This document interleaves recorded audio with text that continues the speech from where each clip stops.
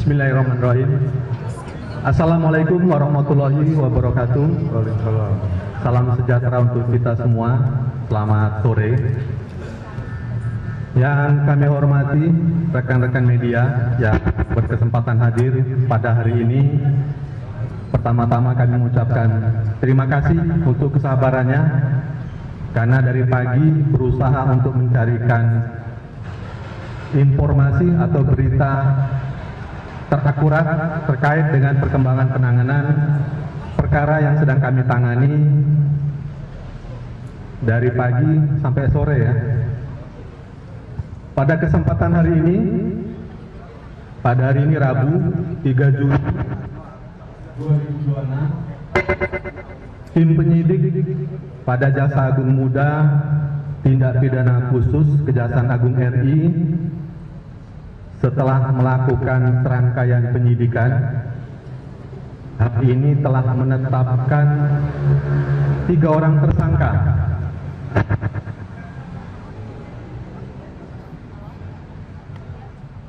dalam perkara dugaan tindak pidana korupsi, penyimpangan tata kelola program makan bergizi gratis atau MBG pada Badan Gizi Nasional atau BGN pada tahun 2025 sampai dengan tahun 2026.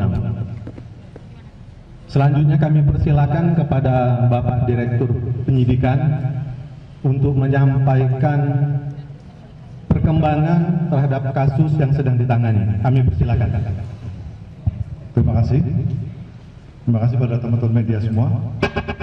Bahwa pada hari ini, Rabu, tanggal 3 Juni 2026, berdasarkan surat perintah Direktur Penyidikan, tanggal 29 Mei 2026, perihal penyidikan perkara dugaan tindak pidana korupsi, tata kelola program makan bergizi gratis atau MBG pada Badan Gizi Nasional tahun 2025 sampai dengan tahun 2026.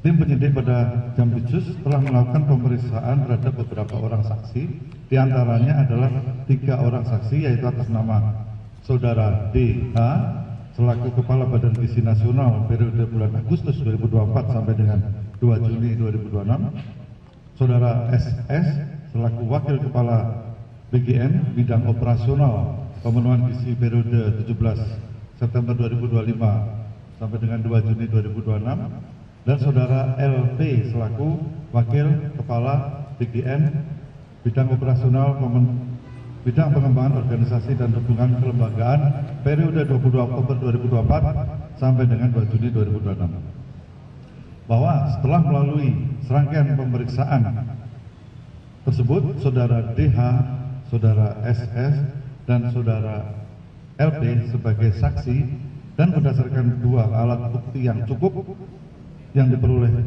tim penyidik, maka tim penyidik menetapkan Saudara DH selaku Kepala Badan Gizi Nasional, Saudara SS selaku Wakil Kepala Badan Gizi Nasional Bidang Operasional Pemenuhan Gizi, dan Saudara LP selaku Wakil Kepala BGN Bidang Pengembangan Organisasi dan Hubungan Kelembagaan sebagai tersangka dalam penyidikan dugaan tindak pidana korupsi tata kelola program makan bergizi gratis pada Badan Gizi Nasional tahun 2025 sampai dengan tahun 2026. Dengan kasus posisi singkatnya adalah sebagai berikut. Bahwa sejak tanggal 6 Januari 2025, pemerintah telah melaksanakan program MBG makan bergizi gratis atau disingkat MBG yang merupakan program prioritas nasional yang diselenggarakan melalui Badan Gizi Nasional dalam bentuk pemberian makan bergizi secara gratis dengan tujuan pemenuhan angka kecukupan gizi atau AKG anak sekolah dengan total anggaran tahun 2025 sebesar 85,27 triliun dan tahun 2026 sebesar 268 triliun yang bersumber dari APBN.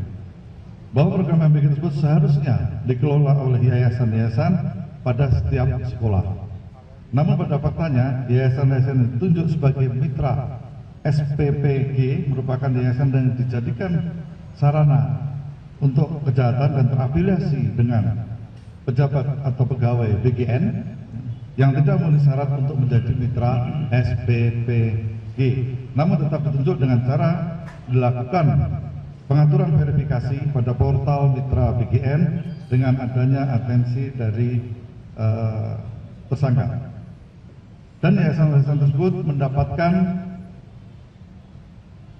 insentif miliaran rupiah ya, setiap hari, dan yayasan-yayasan tersebut terafiliasi diantara dimiliki oleh saudara DH, saudara SS, dan saudara LP. Bahwa selain menggunakan yayasan yang terafiliasi tersebut, saudara DH bersama-sama dengan saudara SS dan saudara LP dalam melakukan proses pengadaan baik barang dan jasa di BGN secara melawan hukum, melakukan intervensi kepada BPK, sehingga dalam penyusunan KAK pengadaan barang dan jasa pada BGN tidak disusun sesuai kebutuhan real di lapangan dan adanya markup harga pengadaan, sehingga terjadi kerugian yang tidak mendukung operasional pelaksanaan MBG. Di antaranya, 1. Pengadaan motor listrik sebanyak 21.801 unit dengan total pengadaan sebesar sekitar 1 triliun rupiah. Pengadaan 32.000 pasang sepatu yang tidak sesuai ketentuan dan adanya markup. Pengadaan tablet sebanyak 31.000 sekian yang tidak sesuai ketentuan dan adanya markup. Dan pengadaan televisi 75 inch sebanyak 5.400 unit yang tidak sesuai ketentuan dan adanya markup harga. Bahwa terhadap perkara tersebut telah mengakibatkan kerugian keuangan negara.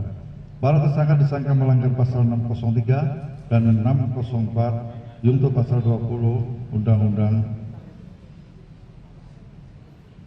nomor 31 tahun 99, Undang-Undang nomor 1 tahun 2023 tentang KUHP. Bahwa para tersangka tersebut saat ini dilakukan penahanan selama 20 hari ke depan di Rutan Salemba Cabang Kejaksaan Agung dan Rutan Salemba Cabang Kejaksaan Negeri Jakarta Selatan. Demikian kami sampaikan. Terima kasih. Gak sempet baca? Dengerin aja. Klik icon text to speech di okezone.com.